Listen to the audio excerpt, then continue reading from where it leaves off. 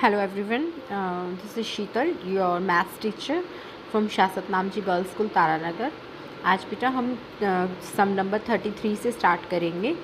तो इसमें क्या है कि मल्टीप्लाई करना है आपको, और मल्टीप्लाई के सम मैंने आपको करवाए हुए हैं। मल्टीप्लाई के सम आपको आते हैं ना 440 मल्टीप्लाई बाय 5। तो इसे हम कैसे करेंगे, जैसे कि 440 मल्टीप्लाई बाय 5 आपको आता है ये सब करना। 5 0 0, 5 4 ज़ा 5 1 ज़ा 1, 5 2 ज़ा 10, 5 3 ज़ा 15, 5 4 ज़ा 20, 20 का 0 2 यहाँ पे कैरी। ओके, नाउ 5 4 ज़ा 20, 20 में 2 को ऐड किया तो क्या बन गया 22। Answer is this. ओके, तो ये आपने अपनी बुक में ही राइट करना है, नोटबुक में सॉल्व करके देख लेना और बुक में आप राइट कर लेना। ओके, तो इसी तरह से आपने बाकी के सम भी ऐसे ही हैं बेटा, ये मल्टीप्लाई वाले ये दोनों सम।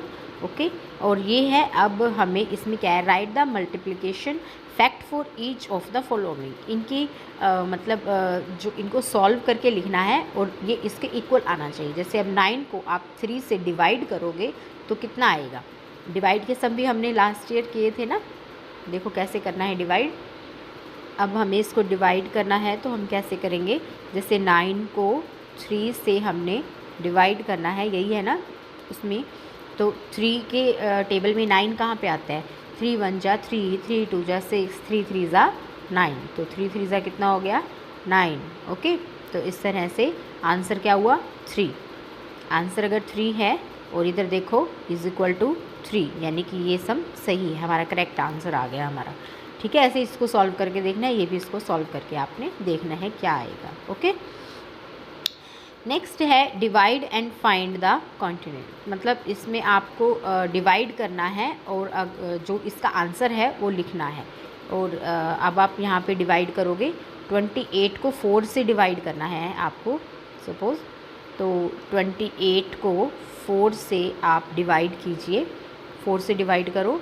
4 की टेबल में ये देखो 28 कहाँ पे आता है, 4 1 जा 1, 4 1 जा 4, 4 2 जा 8, 4 3 जा 12, 4 4 जा 16, 4 5 जा 20, 4 6 जा 24, 4 7 जा 28। तो 4 की टेबल में कितने पे आता है 28, 7 पे, 4 7 जा 28। ओके, तो इस तरह से या तो आप नीचे क्रॉस कर सकते हो, अदरवाइज़ क्या है 0 भी लिख सकते हो। ठीक है, 28 8 में से 8 गई 0, 2 में से 2 गया 0, तो 0 हो गया, 0 भी लिख सकते हो, या फिर नीचे क्रॉस भी लिख सकते हो। जो पूरा इक्वली वो डिवाइड हो जाए ना, तो नीचे 0 भी लिखा जा सकता है, क्रॉस भी लिखा जा सकता है, ये मर्ज़ी होती है आपकी। तो आंसर कितना आया, मेनली आंसर आया 7। ओके, तो हम आंसर क्या लिखेंगे, यहाँ पे हम लिखेंगे द आंसर इज़ 7, यहीं पे आप 7 लिख सकते हो।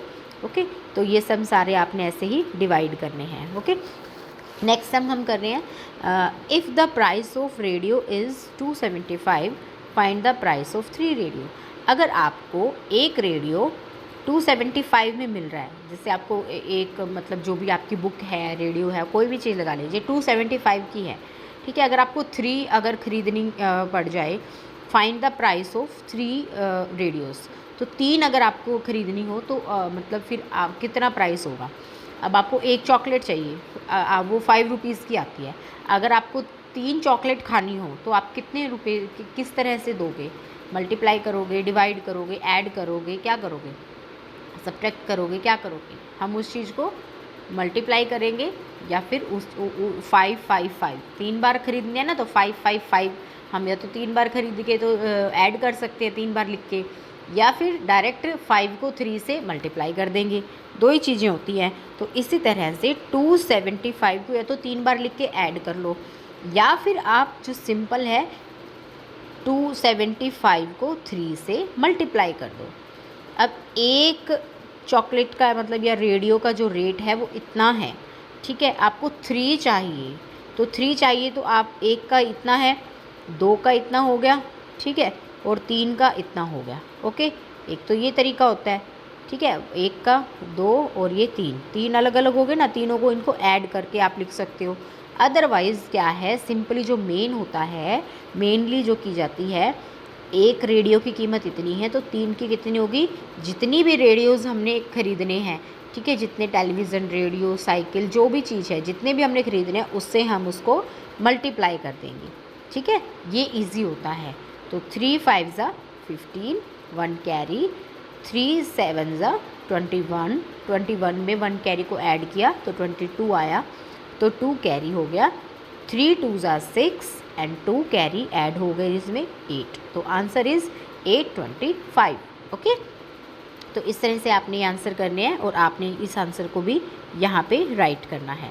अब नेक्स्ट क्वेश्चन है, there are 8 packets of toys in a shop, each packet content 112 toys, मतलब 112 टॉयज़। देयर आर 8 पैकेट्स, हमारे मतलब 8 पैकेट्स रखे हुए हैं शॉप के अंदर, खिलौनों के जो हैं टॉयज़ के 8 पैकेट्स हैं। एक पैकेट के अंदर 112 टॉयज़ हैं।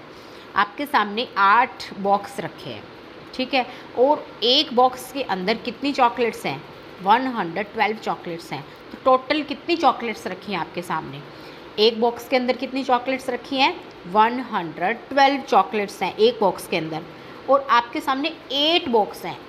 तो टोटल फिर सबका टोटल करोगे तो कितनी होंगी भैया, एक एक करके टोटल कर लो, या फिर आप वही तरीका से मल्टीप्लाई कर दो। किसको किससे मल्टीप्लाई करोगे, 112 को ऊपर लिख के 8 पैकेट ऐसे नीचे लिख के उसको उससे मल्टीप्लाई करके आंसर आप यहाँ पे लिख देना। Okay, and next question is 90 book were distributed among 10 boys. 90 books है और वो 10 बच्चों में बराबर बांट दी गई है। How many book did each of them get. अब मेरे पास 90 चॉकलेट्स है, मतलब बुक्स हैं या कोई भी चीज़ें हैं, मेरे पास 90 है, ठीक है, और मेरे सामने 10 स्टूडेंट्स बैठे हैं और मैं उनको इक्वल बराबर बराबर कि सबके पास इक्वल आए, कि ना किसी के पास कम ना किसी के पास ज़्यादा, तो मैं कैसे करूँगी, कितनी कितनी दूँ उनकी कि सबको इक्वल आए।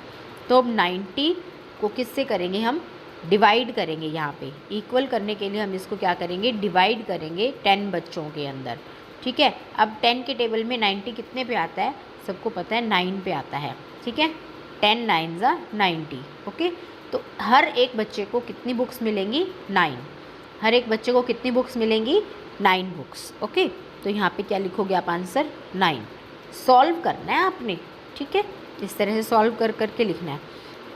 नेक्स्ट है, if the rent of an article is 375 per month, find its rent for 2 month. एक महीने का जैसे है, आप आर्टिकल का किराया, सपोज़ आप अपने घर का किराया एक महीने का इतने रुपए देते हो, ठीक है, एक महीने में आपको बिजली का बिल है या घर का किराया है वो आप 375 रुपीज़ दे देते हो।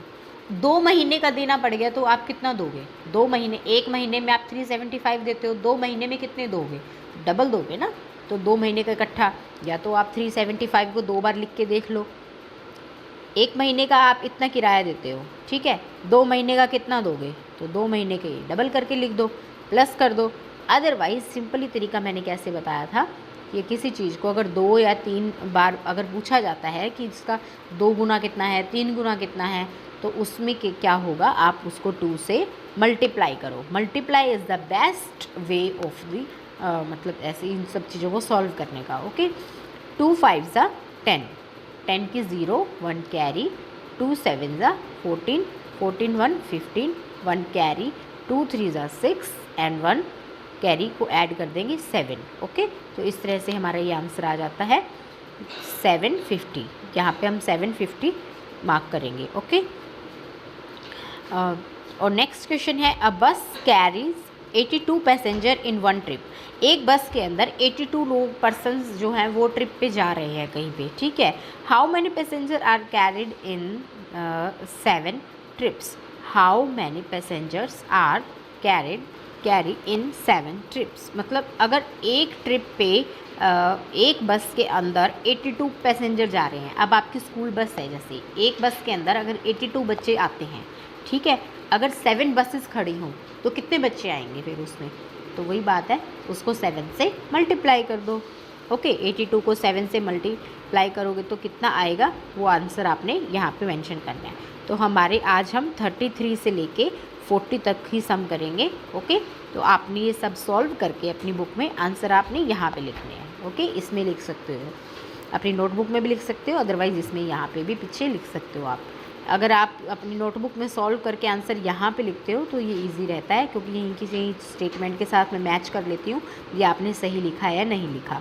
ओके, आप सॉल्व करते हो अपनी नोटबुक में, हो सकता है ये यहाँ पे 3 लिखा है, 375 है, और आप सॉल्व करते करते आपने लिख दिया 475, ठीक है, तो फिर वो चीज़ तो गलत हो जाएगी ना। तो आप यहीं पे लिख दिया करो आंसर उस चीज़ का, ताकि मैं यहीं से ही मैच कर दूँ।